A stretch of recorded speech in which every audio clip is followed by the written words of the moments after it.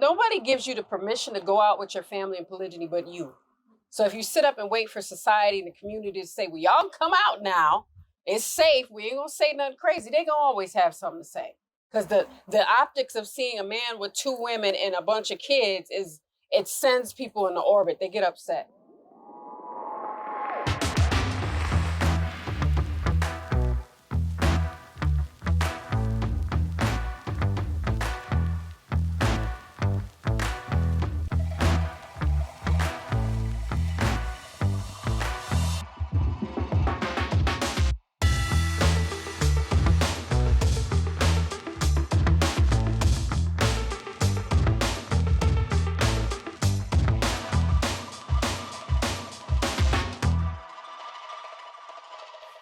Assalamu alaikum, peace. I'm Coach Nadir. And I'm Coach Fatima, his wife. And I'm Coach Nyla. I am also his wife. And we are the founders of Outstanding Personal Relationships. And from what we hear, your favorite relationship and polygyny coaches, as well as the authors of the book, Let's Talk Polygyny Uncensored. With that being said, we get asked a lot, how did things get started? How did you start going from, overcoming a lot of the challenges, the different tribulations and so on, to getting smooth or getting better, coming together, whatever it may be, all right? That question comes a bunch of different ways, but we know what you mean. When did you cross the chasm, or how were decisions made? Because it can be a struggle. It was a struggle for us. Yes. So we sure, with the lack of resources that are out there, that could probably be a struggle for you. Or if you're doing research and being proactive, congratulations for you. All right, you don't have to struggle through a lot of the stuff we went through if you learn from other people's lessons. Indeed. All right. So we're going to talk about just a few different things. So, for example, one of those is, how do you operate as a family? Many of you know, if you've followed us for any amount of time or seen our videos, that we do a lot of things together. So whether they're big family events, our weekly events that we do, or our weekly family meetings that we call the family councils that we have, whether it's going shopping together, do a number of different things. We choose to do some things together. And of course, we do things separately as well. So how do we get to that point? Because people do stuff separately all the time. That's easy. Right. You know what I'm saying? Sometimes people even label the different families and all that kind of stuff, but we don't adopt that philosophy. We believe with one family, basically under my protection is the husband under my name, if you was my family, right? So what happened, at least from my perspective, my idea, what allowed us to kind of get over that bridge or start moving from one thing to another is really hitting what's called POD. POD. Some of my mentors had taught me a while ago that sometimes things don't change until you hit POD. Sometimes people say rock bottom or whatnot. I'm not saying that, but POD stands for point of decision. All right. And it can also mean a point of disgust. It's something that usually you get tired of. Sometimes people get sick and tired of being sick and tired of going through the same thing. So they make some decisions that end up changing the direction they were going. And that can happen literally overnight. Now, the results may not be there, but at least you can start changing direction overnight. Just like if you're on a big ship and you're navigating it. Now, keep in mind, I'm the navigator of this ship called my family. It may take a minute to turn a big cruise ship around to get to a destination or to adjust it, right? But you can change direction overnight, even though you might not get to that destination. So at least for me, we were at an Eid celebration, one of our holiday celebrations. And instead of doing what we did in previous years, where I would say, okay, whatever house I'm at, we'll just go and so on. We can go whatever Eid we want to go to. It can be separate locations, different prayers and all of that. And I'm like, I don't like that. I don't like that. You know what I'm saying? There's one I really wanted to go to, and it was in the park and it was fun and all that kind of stuff, or at least I imagined it to be that way. So I'm like, we're going to go ahead and go here and go there. So both the families, because it was looked at as being separate. So I was with one family. We came that day, drove together, boom, and the other part of the family and all that stuff came, and my wives, my children, and all that. But it still was operating separately. It was cordial and respectful. It just seemed odd. And I didn't like how that felt. Because again, I had made the calculated risk to practice polygyny. I knew the vision and stuff I have for the family, but it was taking a while to get there because I wasn't stepping up as that navigator, in my opinion, in making those decisions. So making that decision, said, all right, this is how it's going to be, at that point was a bigger decision and step versus previous Eid celebrations. But then after that day and seeing how it was still operated separately amongst cliques of friends and different people and children all confused, I'm like, you know what? We're not going to do that. We're not going to do it. From now on, we're going together as a family. We're going to be together as a family because we are family. It's not going to be the other external stuff and little frictions or things like that that I felt personally. So that was a big decision in getting over it, dealing with that uncomfortability at that moment and making a decision and letting my wives know how I wanted it to be, speaking with each of them on it so that we could be on the same page and move forward together. Wasn't all perfect, but it started on that process. So that was the first thing in how it started becoming better and operating as a family that I can recall several years ago. My recollection is different than that. That in general, yes, that's how it happened. But I specifically remember a really powerful moment, and it was Eid. And it might be the Eid that Coach Nadir was referring to. And my daughters wanted to go see their friends because there's 2 different locations. So some of the Muslims in the city went here, and then the other half of the Muslims went there, and it was 2 different locations. And I remember you were saying we weren't at the park or whatever it was. And I remember telling you, I said, well, you didn't say you wanted us all at the park. And then I knew on that day, on my Eid, that it was important for all of us to be at the park. Although the girls, they're older, so their friends had left school and everybody was in college and things like that. So I knew their desire for wanting to see them. However, I just remember that day this shift happened.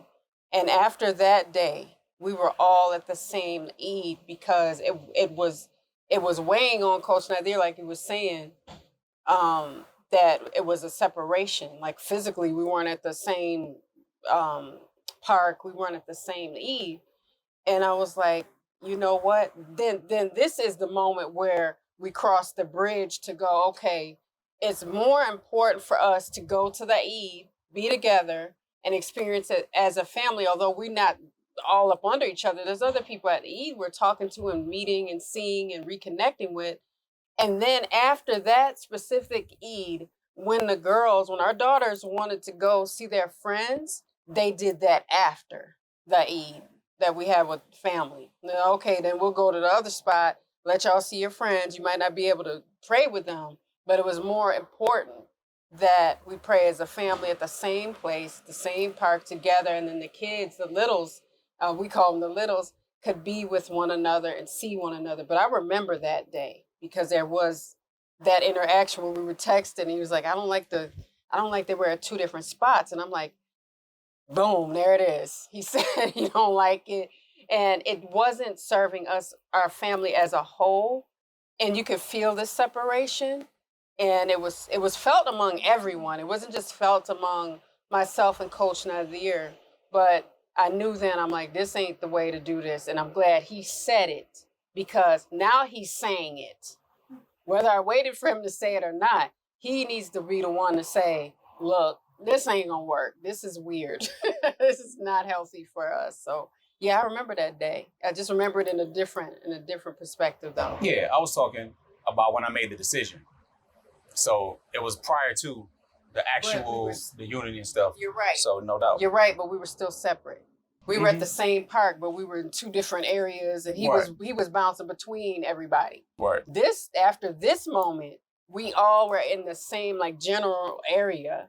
So yeah, it just was a shift that needed to happen, and it was felt by us all. So I know Coach now is like, y'all didn't let me talk. No, because I'm talking about that too. That's what it is. I'm gonna wait my turn, like I do. That's what we need to do. Wait our turn. It's all about it. And then this is what I mean by that, because that's how I feel. And that's how I felt. And that's how a number of incoming and subsequent wives do feel. So how do you get over that hump? How do you get over that bridge and stuff like that? And especially trying to figure it out and figure out your part. I remember being called the great agitator or something on the lines of that, because a lot of my that was behind the scenes of me saying that this should be like this. What I signed up for in my head was that the family was going to be together. What I signed up for in my brain, in my mind, and I also knew that that was the overall goal and picture of it all too. was that we were going to do things together. No, we don't have to do everything together, but big things, important stuff, things like holidays and that we celebrate and everything like that. I felt that that should be that should be a family thing. However, I'm not the leader of the family. And when it comes down to it, not being the leader, you can still be an influencer. You can still influence regardless of if you're first wife, second wife, third, fourth, whatever the case may be, and still understand that the husband has to make the decision. He's the decision maker. He's the leader. But if you want something and you see something and you also see that this is his vision too, you may want to ask some questions or give some suggestions. Don't just leave it all up to him and say, well, you figure it out because this is what you do and this and that, whatever, because you'll start to find out with better communication. And that was my thing, communicating a lot better, and saying that, you know what, I thought it would be like this. Pardon interruption. Let me ask you a question. Do you think that you could thrive better in the community that's more supportive? Now, I already know the answer to that. But did you know that Outstanding Personal Relationships actually has a community that is supportive and where we really hang out a lot? It has a number of areas and things like, for example, I deal with the men in the Kings and Men section where we discuss a number of different men issues, whether it's polygyny related, parenting related, whatever it may be. This is where we communicate and connect. And as an introvert, I love the idea of an online community. So we have that. And to be able to speak with like-minded people, speak with other wives, wives, whether you're incoming wife, whether you're a first wife, you're a wife, period, in general, you only practicing monogamy, whatever the case may be, to be able to be in a community with people who understand what you're going through, understand any type of issues you have, and also being in a place where you have support from others, where it's not all over social media for everybody else to see. Yes, and it is a safe space. So if you guys want to see us or if you want to connect with us, come to our community. Indeed. And like they said, it's private. All right. So you don't have to worry about your stuff being all over the place or all on social media. Try to find the comments and go scroll. We have the subjects. We have all this type of stuff. Just go to outstandingpersonalrelationships.com. Look on the top of the page. Click on community. We look forward to seeing you there. Back to the video. And it's like, well, this is this is a thing to do, because this is what I want as well. So, and I'm pretty sure that other parts of the family want it, but I got to be the one to say it. Just like Coach Fatima said, she was like, I was waiting for him to say it, type of thing. So sometimes when it comes down to it, when you look at it, we all wanted the same thing. It's just that we didn't have the same way of going about it or thinking about it or anything like that. And you sometimes wait for the leader to take the stand and say, you know what, this is what I said, this is what I believe that it should be, and this is why it would be beneficial. So being able to, I think one of the main things was definitely having that communication, being able to communicate what we were really feeling, what we really wanted, what we were seeing in our own minds versus what was really going on and what was really happening and things like that. So it's funny because people think that they see us where we are now and they just think that everything was just like, oh, it took years. You guys are here because you guys are here. Right. It's like you guys don't understand that it's not like that for everybody, or you guys are taking stuff to personally because you guys are doing it right. Hey, we didn't have what you guys have with us right now, telling you what we went through and everything like that. So, and it wasn't always like that. Yes, we may have had these same feelings, but we didn't communicate the feelings. And when we didn't communicate the feelings, we were separate. But when we start communicating properly and effectively and efficiently, we started to feel like that. We started to see that we all wanted the same thing. We wanted to grow and thrive and be together as a family. It didn't start like that for me. I didn't want to be with nobody, but I saw the vision. The reason I think it becomes difficult is because you don't have the conversations you need to have before all of this other stuff. So it's best practice, because we always talk about this, is say, we want to be together. It's best to be together. How can we be together? And then you can get to that point. But when you try to reverse engineer stuff, it becomes more difficult. And then you go, well, we really should be together. I know we weren't, but it becomes more of a challenge. So if you're open to communicate about it, you should, can't make you, but communicate about it, because again, polygyny is not just happening to the adults. Especially if you have children, they're seeing all this unfold and they're seeing it.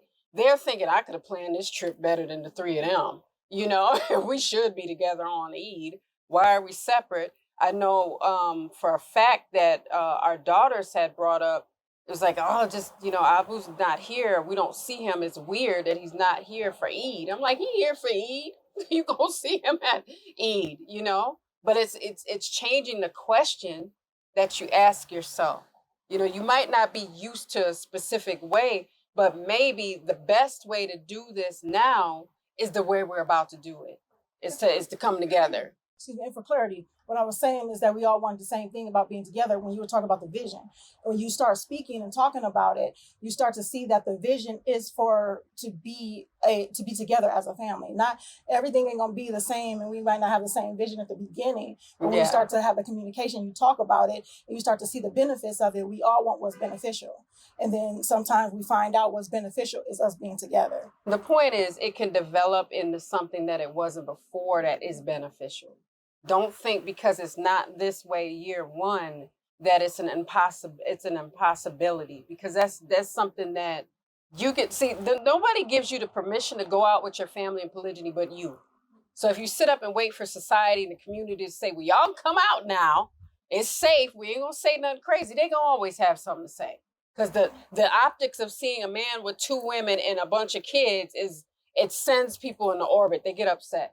So that's for them to get upset. But it's not for us to stay in the house because somebody else doesn't like to see us out and they don't like us anyway. So the permission came from the three of us, from the family. And then Coach Nadir was like, look, this is the best thing, because we want to look at what is best first versus, what is going to make it the most horrible thing.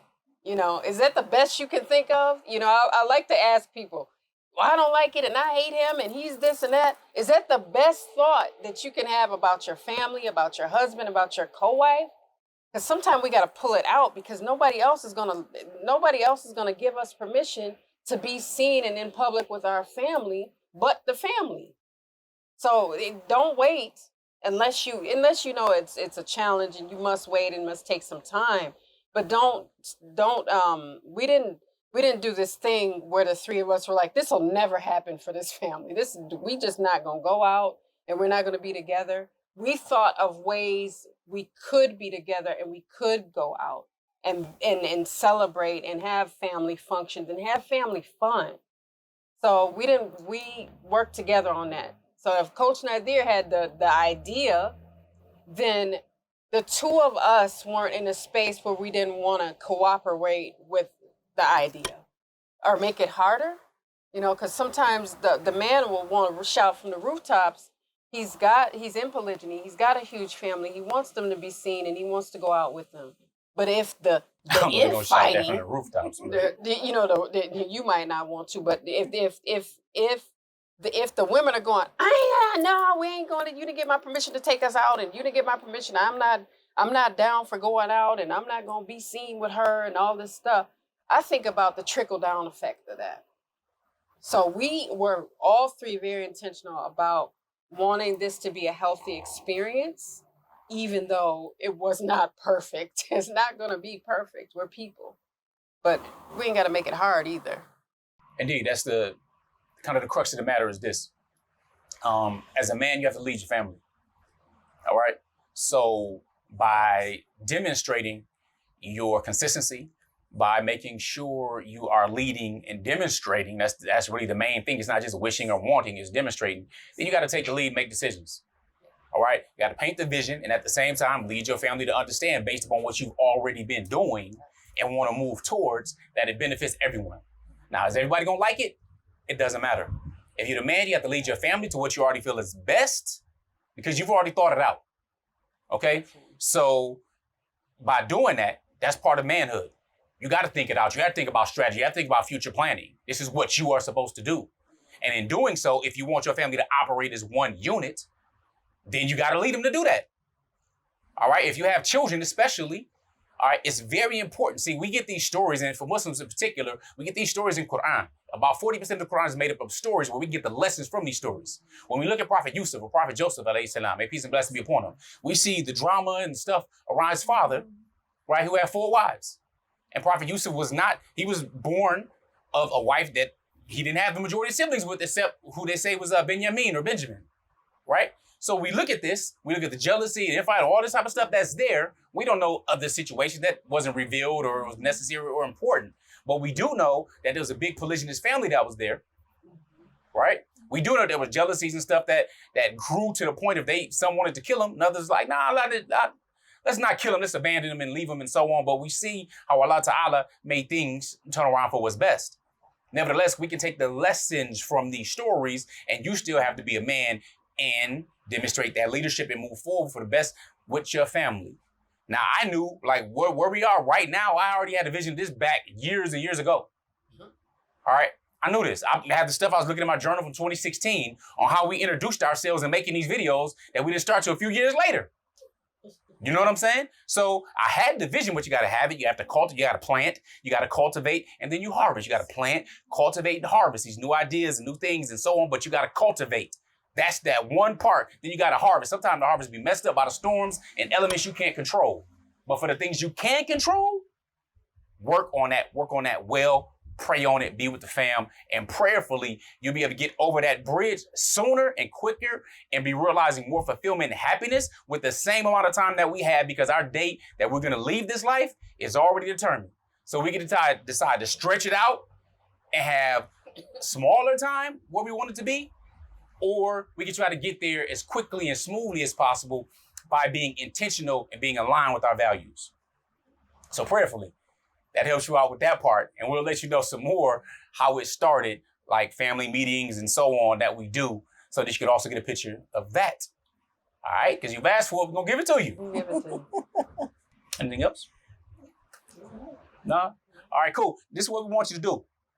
Let us know what your favorite flower is, because you may not see it, but we're going to have some B-roll and some other stuff we're going to put in so you can see these roses that are surrounding us in this garden that we're at today filming. So let us know, what is your favorite flower? What is your favorite flower? So below in the comments, put, my favorite flower is, and let us know. With that, we're going to end with GLC. Make sure you are growing intentionally. Loving fearlessly. And connecting on a higher level Every single day. Assalamu alaikum. Peace. Here are 3 ways outstanding personal relationships can help you.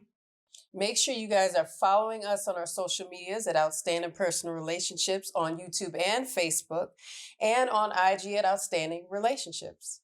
And make sure you sign up for our email list, and you can actually email us at support@Outstanding Personal Relationships, where you will get updates on our new book, Let's Talk Polygyny Uncensored, as well as exclusive access to our lives and bonuses.